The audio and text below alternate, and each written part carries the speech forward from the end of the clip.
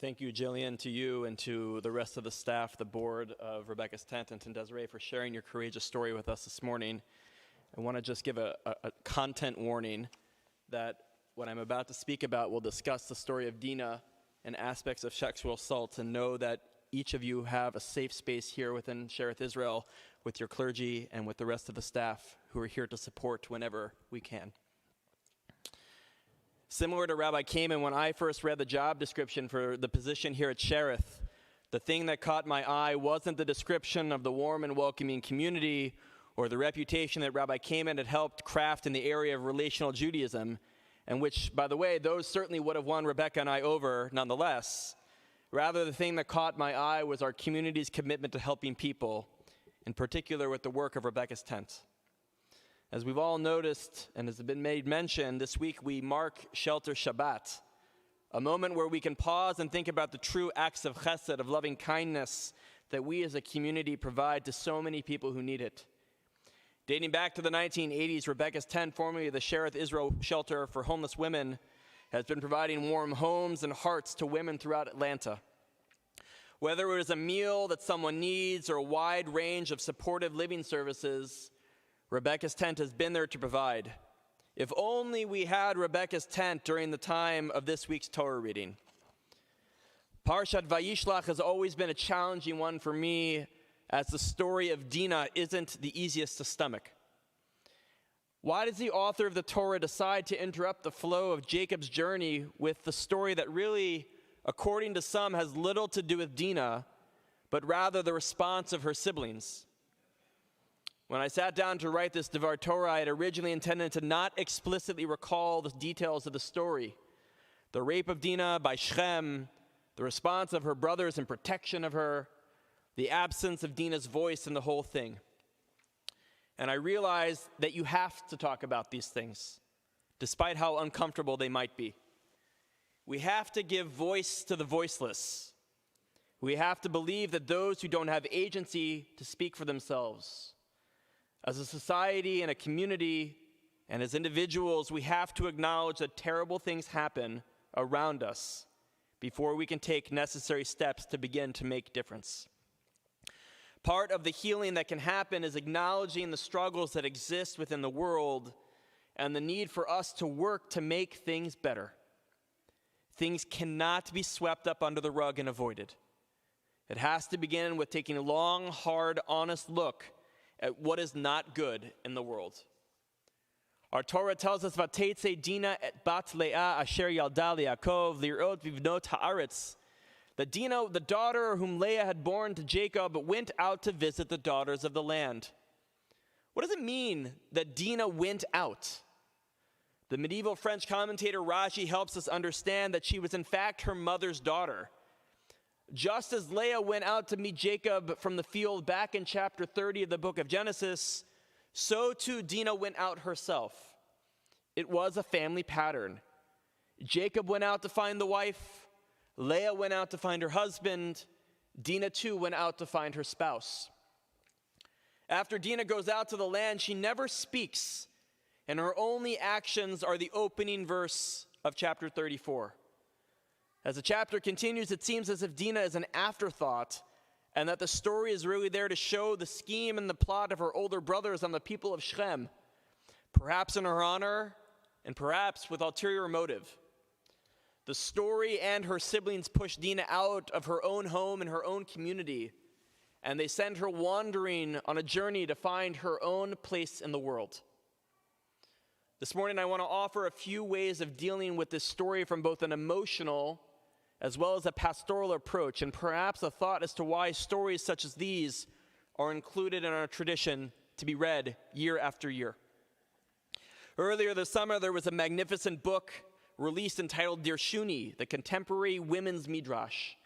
Originally published in Hebrew, the English translation has brought to light an accessible and beautiful tapestry of midrashim from women's point of view. One of the midrashim, written by Dr. Ayala Tzura, a beloved Israeli educator, explains that the reason that when Dinah went out to see the daughters of the land, she did it because of her extreme loneliness. She had no spouse, no children, and her brothers couldn't even look at her kindly or speak a word to her.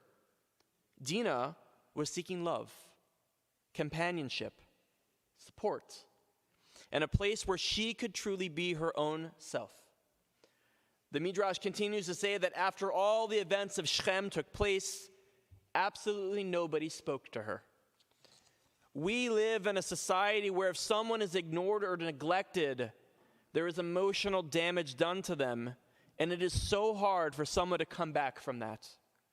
There's a reason that God created the first woman for man, because God believed that none of us should ever be alone. And at the end of the story of Dinah, it is her brothers Shimon and Levi who get the final word. The last verse of chapter 34 reads, Vayomer hachzona ya'aseh et achotenu. Their brothers, said to their father Jacob, like a zonah, a prostitute, he will make our sister. Rabbi Sarah Hurwitz, the president and co-founder of Yeshivat Maharat in New York City, explains that this sentence structure is incredibly odd. She says that it's twisted all around just so that the final word could be our sister, achotenu. The brothers were not concerned by the public, the surrounding nations, and what they would think of their family. Their focus was on the victim, on their sister Dinah.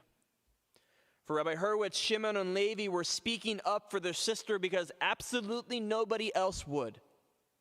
Their father Jacob was concerned about what his neighbors and his friends would think when they heard about what had happened.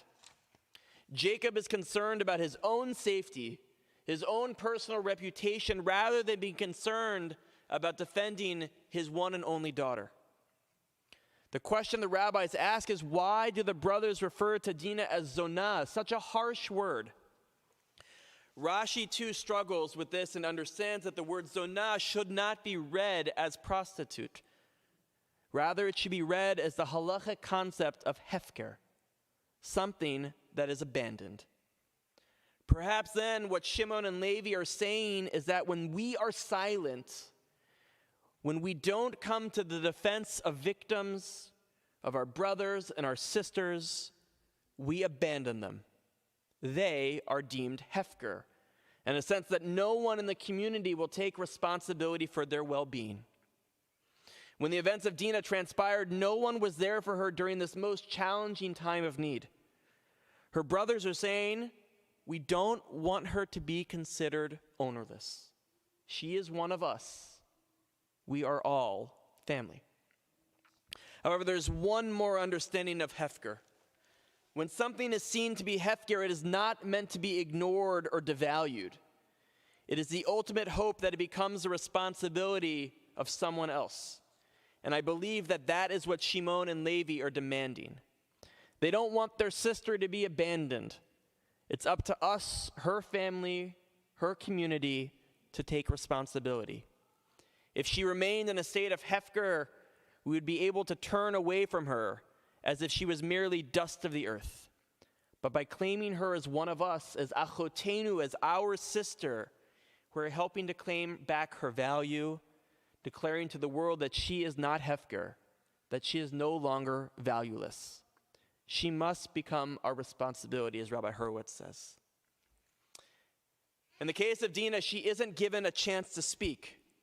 And it doesn't always happen that people are able to speak. However, when someone does speak out, we each have a community responsibility to listen. Not just with our ears, but also with our hearts. All too often, people remain silent out of fear of not believing that which is being said. There are moments when there might be nothing for us to do other than listen or be present for those who need it. That is why spaces like synagogues and churches, spaces like Rebecca's tents are so crucial to our society. People want to know that we care about them and for them.